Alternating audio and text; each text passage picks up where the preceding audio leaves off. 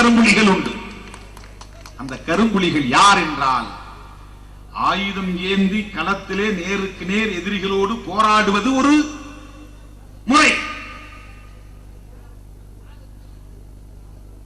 எதிரிகளின் வியூகத்தை முறியடிக்க, அவர்களை விரட்டி அடிக்க சில நேரங்களில் கையில் இருக்கிற பீரங்கிகளை விட, கையில் இருக்கிற ஆர்டிலரிகளை விட, கையில் இருக்கிற AK-47களை விட, கையில் இருக்கிற விமான படைகளை விட, கப்பல் படகுகளை விட, அந்த ஆயுதங்களை தாங்கிய கப்பல்களை விட வலுவான இன்னொரு ஆயுதம், அதுதான் உயிர் ஆயுதம்.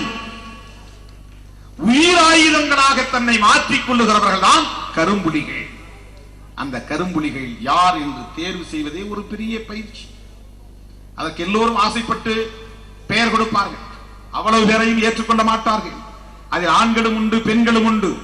அவர்களுடைய வரலாற்று பின்னணிகளை எல்லாம் அறிந்து, உணர்ச்சி வயப்பட்ட நிலையிலே இந்த முடிவெடுத்திருக்கிறார்களா இல்லையா என்பதை எல்லாம் அறிந்து, உண்மையிலேயே ஈகம் செய்ய தயாராக இருக்கிறார்களா என்பதை எல்லாம் கண்டறிவதற்கு பல கட்ட சோதனைகளை நடத்தி, அதன் பிறகு இவர் கரும்புலி என்பதை மேதகு பிரபாகரன் முடிவெடுப்பார். அந்த முடிவு யார் கரும்புலியாக மாறியிருக்கிறாரோ அவருக்கும் மேதகு பிரபாகரனுக்கும் தான் தெரியும். வேறு யாருக்கும் இவர் கரும்புலி என்று, ஒரு கரும்புலிக்கு இன்னொரு கரும்புலியே தெரியாது. அவர்கள் ஒரு இடத்திலே கூடுகிற போது முகத்தை திரைச்சீலையால் மூடிக்கொண்டுதான் சந்திப்பார்கள். யாரும் யாரையும் பார்க்க மாட்டார்கள். ஒருவருக்கு ஒருவர் பேசிக் கொண்டிருப்பார்கள். இவர் கரும்புலியா என்று அவருக்கு தெரியாது, அவர் கரும்புலியா என்று இவருக்கு தெரியாது. ஒரு இடத்திலே ஒரு காரியத்தை செய்ய வேண்டும் என்று முடிவெடுத்தால் அந்த கரும்புலிக்கு ஆணை வரும். நீ போய் இந்த இடத்திலே இருக்கக்கூடிய எதிரிகளின் ராணுவ முகாமை தகர்க்க வேண்டும். உடல் முழுக்க வெடிமருந்துகளை சுமந்து கொண்டு போய் அவர் மோதுவார். சாக போகிறோம் என்று தெரிந்து போகிறார், வெடிக்க போகிறோம் என்று தெரிந்து மோதுகிறார். வெடித்த ஒரு சில நொடிகளில் சிதறப் போகிறோம் என்று தெரிந்து அவர் போய் தானே சிதறுகிறார். அப்படிப்பட்ட உள்ளம் உரம் கொண்டவர்களைத்தான் கரும்புலிகளாக தேர்வு செய்வார்கள். அதில் பெண் புலிகளும் உண்டு. முதலாய் இப்படிப்பட்ட உயிராயுதமாக களப்பலியானவன் நெல்லியடியை சார்ந்த கேப்டன் மில்லர். வவுனியாவில் இருந்து ராணுவ முகாம் யாழ்ப்பாணத்தை நோக்கி முன்னேறிக் கொண்டே வருகிறது. அந்த ராணுவ முகாம்களை விரட்டி அடிக்க வேண்டும். அதற்கு என்ன வழி? அப்போது ஆயுதம் பெரிய அளவிலே இல்லை புலிகள் கையில். அப்போதுதான் கேப்டன் மில்லர் நான் உயிராயுதமாக மாறுகிறேன் என்று தன்னுடைய டிராக்டரில் வெடிமருந்துகளை சுமந்து கொண்டு சிங்கள காடையர்கள் பலியானார்கள். அங்கிருந்து சிங்கள ராணுவம் மூட்டை கட்டிக்கொண்டு பின்வாங்கி ஓடி. முதல் களப்பலியானவன் கேப்டன் மில்லர். ஜூலை 5ஆம் தேதி அந்த வரிசையிலே கடற்புலி முதல் பெண் புலி அங்கையர்கண்ணி படகுகளிலே வெடிமருந்தை சுமந்து கொண்டு எதிரியின் படகு மீது கப்பல் மீது மோதி வெடித்து சிதறினால் எதிரியின் ராணுவ கப்பல், அந்த ஆயுதங்களை தாங்கிய கப்பல் சிதறியது. இப்படி ஒவ்வொரு களத்திலும் வான்புலிகளிலும் கரும்புலிகள் உண்டு. அவர்கள் தான் நேரடியாக கொழும்பிலே போய் வெடித்து சிதறினார்கள், மோதி சாவதற்கு தயார் என்று. இப்படி ஒரு நிகழ்வுக்கு போவதற்கு முன்னதாக முதல் நாள் இரவு புலிகள் இயக்கத்தின் தலைவர், தமிழீழ தேசிய தலைவர் மேதகு பிரபாகரன் அவர்களோடு இரவு முழுக்க அவர்கள் அமர்ந்து பேசி சிரித்து விருந்து சாப்பிட்டு தலைவரின் முத்தத்தை பெற்றுக் கொண்டு போவார்.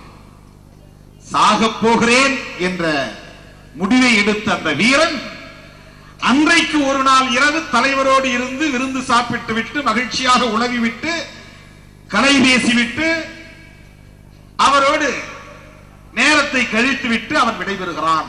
ஒரு முத்தம் தான் அவனுக்கு கிடைக்கிற பரிசு. மேதகு பிரபாகரன் நீ போ என்று அவனுக்கு முத்தமிட்டு வழி அனுப்புவார். அதன் பிறகு அவன் வரமாட்டான், அந்த காரியத்தை முடிக்காமல் வரமாட்டான்.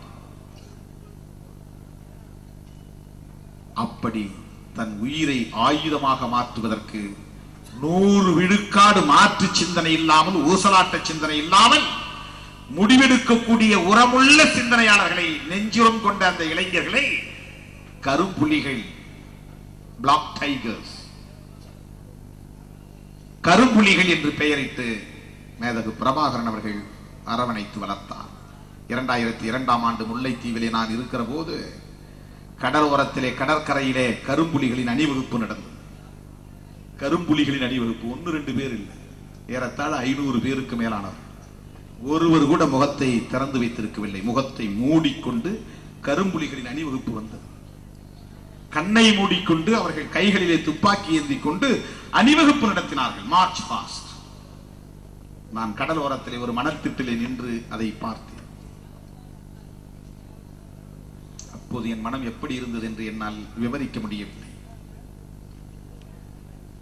அப்படிப்பட்ட அந்த கரும்புலிகளால் தான் விடுதலை புலிகள் மிகப்பெரிய சாதனைகளை எல்லாம் படைக்க முடிந்தது. அந்த கரும்புலிகளின் வரிசையில் தான் அன்பு தம்பி முத்துக்குமார் சாக முடிவெடுத்து, மரண சாசனம் எழுதி வைத்து, உடலில் தீ வைத்து, முழக்கமிட்டுக் கொண்டே ஈழம் வெல்லும் என்கிற முழக்கமிட்டுக் கொண்டே மாண்டு போனார். உணர்ச்சி வயப்பட்டார்.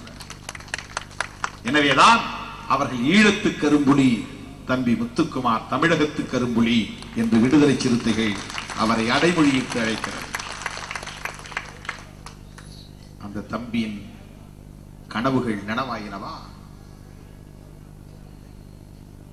தமிழகத்திலே எழுச்சி உருவானதா?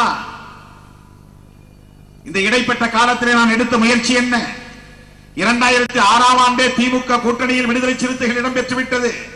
இந்த தேர்தலில் அல்ல. சில பேர் அப்படி எண்ணிக்கொண்டிருக்கிறார்கள் நாம் போய் சேர்ந்தோம் என்று.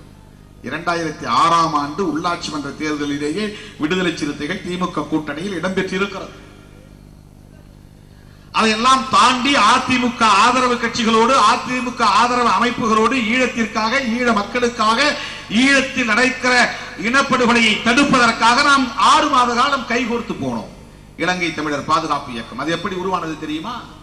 ஜனவரி 10 கேன்சல், ஜனவரி 12 தவிர்க்கப்பட்டு விட்டது.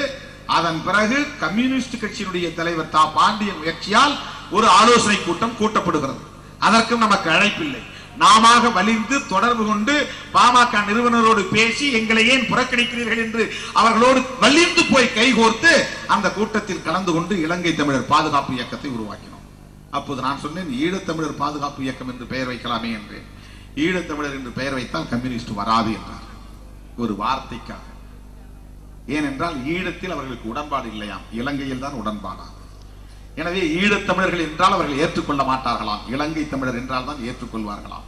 அந்த வார்த்தையில் கூட அவர்களால் ஈழத்தை ஏற்றுக்கொள்ள முடியவில்லை. அதுதான் கம்யூனிஸ்ட் மனநிலை. அப்படிப்பட்ட கம்யூனிஸ்ட் வர வேண்டும் என்பதற்காக தேதியை மாற்றி வைத்தார்கள். அவர்கள் தலைமையில் கூட்டம் போட்டார்கள். அதற்கு விடுதலை சிறுத்தைகளுக்கு அழைப்பு இல்லை. வலிந்து நாங்கள் அதை போய் கலந்து கொண்டோம். இருந்தாலும் பரவாயில்லை, சமரசமானோ. ஏனென்றால் ஒற்றுமை தேவை, ஏனென்றால் இனம் காக்கப்பட வேண்டும், ஏனென்றால் இனப்படுகொலை நிறுத்தப்பட வேண்டும். இலங்கை தமிழர் பாதுகாப்பு இயக்கம் உருவானது. அந்த இலங்கை தமிழர் பாதுகாப்பு இயக்கத்தின் மூலமாக தமிழ்நாடு முழுக்க சுற்றி வந்தோம். சென்னை அமரேசன் நினைவேந்தல், பல்லப்பட்டி ரவிச்சந்திரனுடைய நினைவேந்தல், சீர்காழி ரவிச்சந்திரனுடைய நினைவேந்தல், கீழவெளி ராஜசேகர் நினைவேந்தல், அன்னவெளி ஆனந்தராஜ் நினைவேந்தல், கடலூர் தமிழேந்தர் நினைவேந்தல், சென்னை எழில்வளவன் நினைவேந்தல், வேலூரிலே ஒரு தம்பி, எத்தனை பேர்! எல்லாத்திலும் விடுதலை சிறுத்தைகள் பங்கு பெற்றோம். இளைஞர் கூட்டங்களிலே பங்கு பெற்றோம். கூட்டணியை பற்றி கவலைப்படவில்லையே. ஆனால் கடைசியில் அது என்னவாக போய் முடிந்தது? நான் சொன்னேன், பாட்டாளி மக்கள் கட்சியின் தலைமையிலே விடுதலை சிறுத்தைகள், மதிமுக, தமிழ் தேசிய அமைப்புகள் ஒன்று சேர்ந்து தனியணி கட்டுவோம் பாருங்கள். தோற்றாலும் பரவாயில்லை. வரவில்லையே. என்ன முயற்சி நடந்தது? ஜெயலலிதாவுக்கு முட்டு கொடுக்கிற முயற்சி நடந்தது. இனம் அழிந்தாலும் பரவாயில்லை, ஜெயலலிதாவை தூக்கி நிறுத்த வேண்டும் என்று முயற்சி நடந்த போதுதான் எனக்கு ஈழத் தொடர்பாக அதிமுகவோடு இருக்கிற கருத்தில் என்னால் மாற்றிக்கொள்ள முடியாது. வேற ஏதாவது காரணம் சொன்னா கூட பரவாயில்லை. ஈழத்தை என்றைக்குமே ஜெயலலிதா ஆதரித்ததில்லை. செஞ்சோலையில் குண்டு வீசப்பட்ட போது நாம் அதிமுக கூட்டணியில் இருந்தோம். அதற்கு கூட மனமிறங்கி அறிக்கை விடாதவர். அன்றைக்கு பிறந்த நாளில் நான் வல்லூர் கோட்டத்தின் அருகே உண்ணாவிரதம் இருந்தேன். அந்த உண்ணாவிரதத்தை முடித்துக் கொண்டு போயஸ் தோட்டம் போய் ஜெயலலிதா அம்மையாரை பார்த்து நான் சொன்னேன், நீங்கள் ஒரு பெண்மணி என்கிற நிலையிலே சிறுமிகளை கொன்றதற்காகவாவது நீங்கள் கண்டித்து ஒரு அறிக்கை வெளியிட வேண்டும் என்று கேட்டுக்கொண்டேன். என்னுடைய வேண்டுகோளை ஏற்று ஒரு அறிக்கை வெளியிட்டார். தினத்தந்தியில் மட்டும் அது வெளிவந்தது.